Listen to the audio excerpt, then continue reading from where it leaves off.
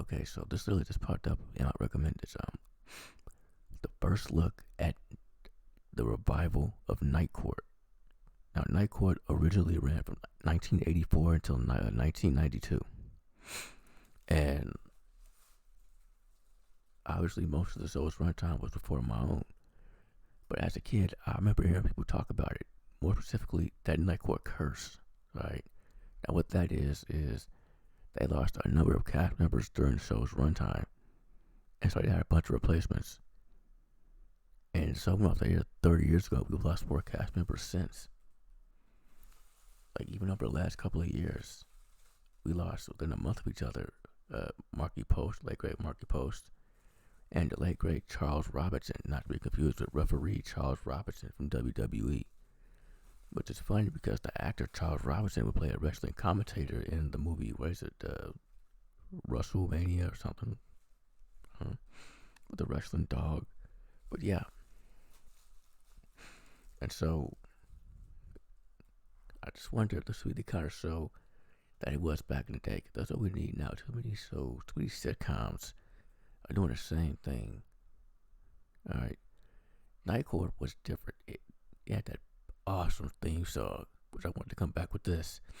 And it was so cartoony, like fucking Wile E. Coyote got sued by Roadrunner, okay?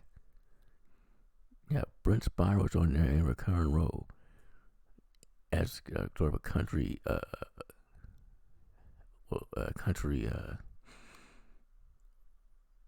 redneck kind of character before he was Data. In the final episode, spoilers, Bull got abducted by aliens after his wedding, like right after his wedding. Okay,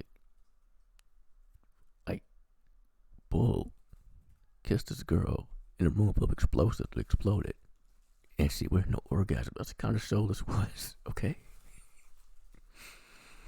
It did not take itself seriously, except for when it did, like in the Michael J. Fox episode, which was a Christmas episode. So yeah, I became a fan of the show. Actually, pretty later on, because as a kid, like I said, I heard about the Night Court curse, didn't want to do with it. But I'm into the paranormal shit, so yeah. And I really grew to like the show. I want this to be just like it. And the only cast member confirmed to come back is John Larroquette, which is interesting because retroactively, people hate Barney Stinson. Retroactively, people hate Joey Tribbiani. Not just because of that show. Retroactively, people hate Quagmire. Retroactively,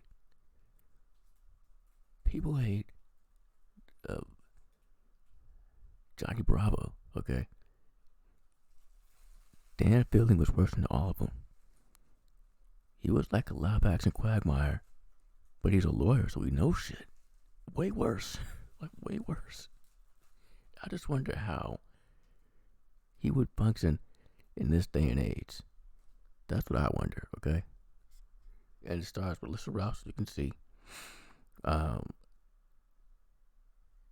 She's the girl from Big Bang Theory. She played Bernadette. She's the girl that BuzzFeed and similar sites keep swearing that you didn't know she was hot. Like, I did not need these glasses to know that, okay?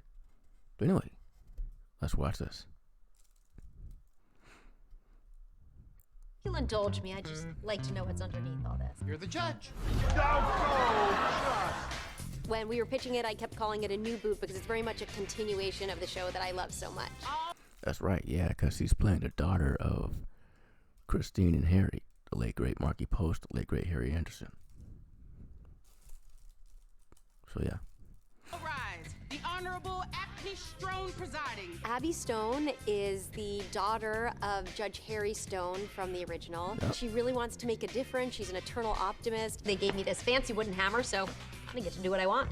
I couldn't believe that I was getting the great fortune to work with John Larroquette. When the door first opens and we first see Fielding and Abby sees him for the first time, that what 35 years has done to this old salty dog. I'm afraid you've confused me with someone else.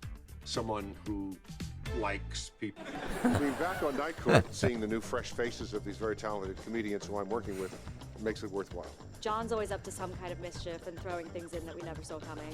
But I am not afraid to... Which is what I'm counting on. Like I said, he's way worse than Barney Stinson and Quagmire. What would he do? How was he able to come back? Open a box. Stay out! Harry! This is the best job ever. That's right, you heard me correctly. I gotta find ways to keep my brain from eating itself. It's really become this amazing workplace family. It's filled with crazy characters and then, you know, the people in the gallery. There's a decent chance a total stranger will try to stick their hand in your mouth. Guilty. Guilty. Impressive, but guilty. Already regretting this. All right, let's do this. Is that? That was abrupt, but alright. I dug it. Did they say when it was coming out? Man.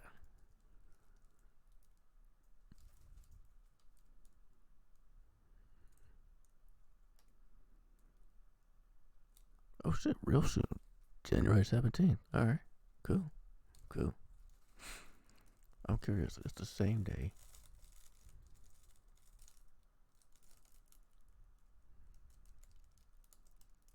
No, 2 days before that 90s show. So Two Big Goodbye was coming back just a couple of weeks. Within days of each other. That's awesome.